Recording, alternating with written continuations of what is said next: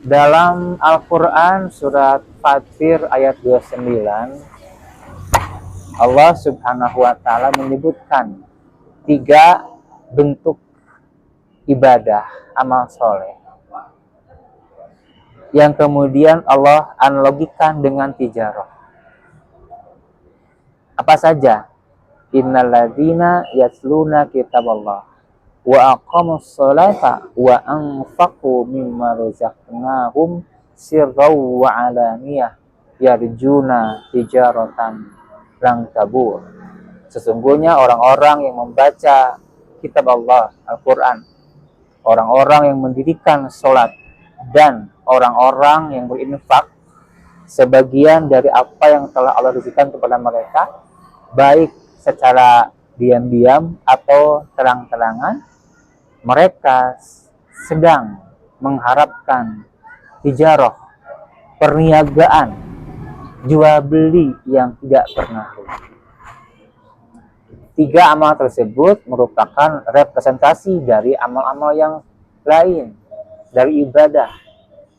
Nah, artinya adalah seluruh amal kebaikan, amal ibadah itu seolah-olah merupakan bentuk tijarah antara kita dengan Allah Subhanahu wa Ta'ala. Pertanyaannya adalah, apa hikmahnya?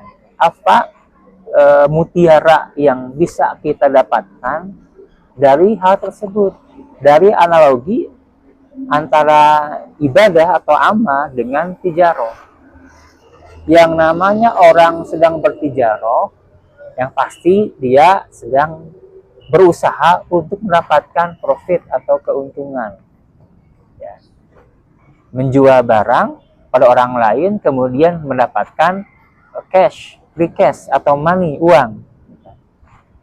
Nah, ada banyak sebenarnya yang poin yang bisa kita ambil dari hal tersebut.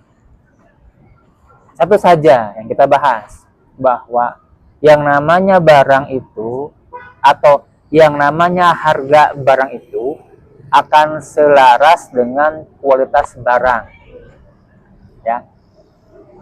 Jadi pada prinsipnya sebenarnya tidak ada kata mahal atau murah, ya.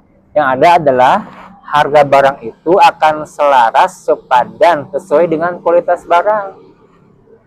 Seperti yang dikatakan oleh seorang pengusaha, Warren Buffett, ya, mengatakan value is what you get, price is what you pay. Value apa yang kau dapatkan, sementara harga apa yang kau berikan, kau bayar. Maka di sini ada nanti pilihan.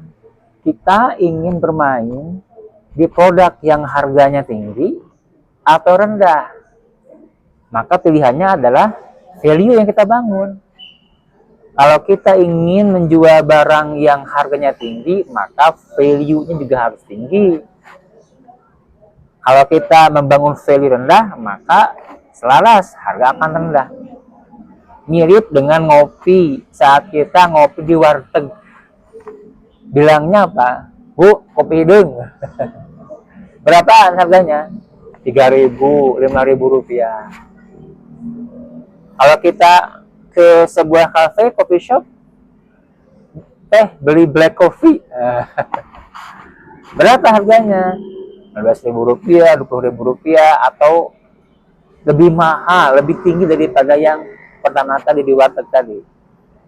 Masuklah ke sebuah coffee shop yang franchise internasional misalnya. Berapa harganya? Mungkin 50.000 rupiah ke atas. Sama-sama kopi, sama-sama hitam, sama-sama satu cangkir. Kenapa harganya beda?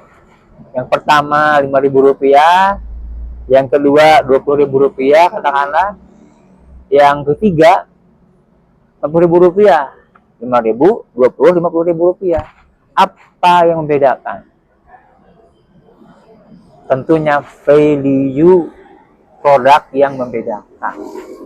Itulah maksudnya, bahwa kalau kita bermain di value, maka value yang kita hadirkan itu akan selaras dengan harga yang akan kita terima. Dan ini berlaku bukan hanya dalam produk fisik, ya, bukan hanya dalam sebuah barang kebutuhan masyarakat, tapi juga berlaku dalam jasa, ya. Bahkan berlaku dalam lembaga non profit, lembaga sosial, ya, LAS, lembaga zakat, kemudian rumah yatim, rumah Quran, atau pendidikan, ya, pendidikan itu pun sama, ya, sama.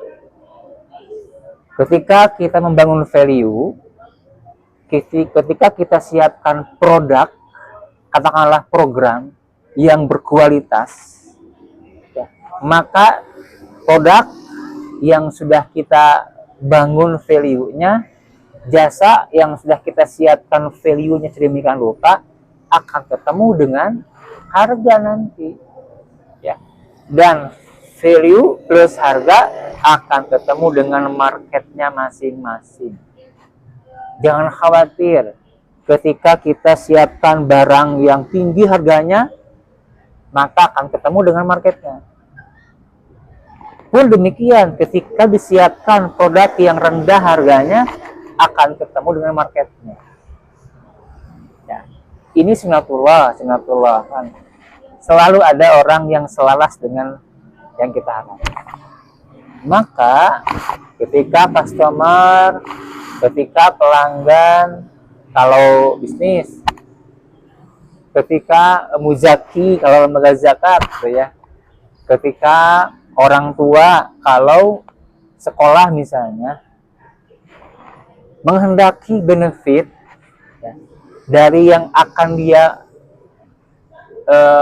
dari yang membuat dia interest, gitu ya, dia kemudian cari benefitnya apa, maka benefit yang ingin customer, muzaki, orang tua inginkan, kita siapkan value-nya. Ketika mereka ingin benefit, kita siapkan value-nya, maka benefit yang mereka inginkan ketemu value, maka nanti akan ketemu harga. Itu, ya, kalau kita melihat dunia bisnis. Nah, kembali kepada ayat yang tadi. Maka amal pun demikian. Allah akan bayar tijaroh, ya. Allah akan bayar produk kita berupa tilawah, sholat, infak, dan amal yang lainnya dengan harga yang tinggi sesuai dengan kualitas ibadah kita. Maka Allah bayar dengan pahala, dengan surga selaras dengan kualitas amal yang kita bangun. Karena itu Quran surat Al-Mulk, tabarakalladzi biyadihil mulku wa huwa ala kulli syai'in qadir. Alladzi khalaqal mauta wal hayata liyabluwakum ayyukum ahsanu amala. Allah menguji ayyukum ahsanu amala. Siapa di antara kalian yang paling bagus, paling baik amalnya? Maka tahap awal bangun kualitas amal sehingga harga yang Allah berikan akan tinggi. Demikian. Assalamualaikum warahmatullahi wabarakatuh.